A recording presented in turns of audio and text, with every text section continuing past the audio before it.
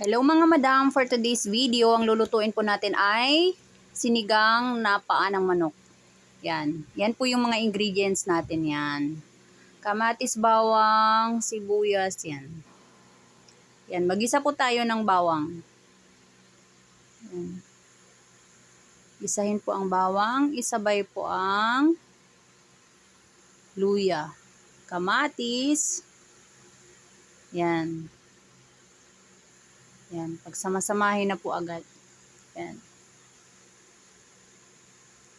Yan po. At ilagay po natin ang paa ng manok. Yan, pag brownish na po ang ating mga ricados, ilagay na po natin ang paa ng manok po. Yan. Tapos lagyan po natin ng patis. Pampalasa po yan. Yan po. Halu-haluin pong maigi mga madam. Yan. Halu-haluin yan. Medyo brown na po yung ating manok. Yan. Naglagay na po kami ng tubig agad dyan mga madam.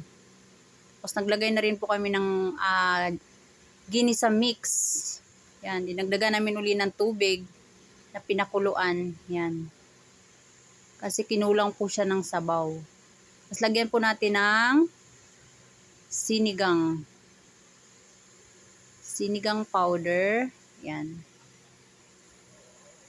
Tapos ilagay natin ang sili haba. Tapos saka natin ilagay ang kangkong, dahon ng kangkong. Yan po.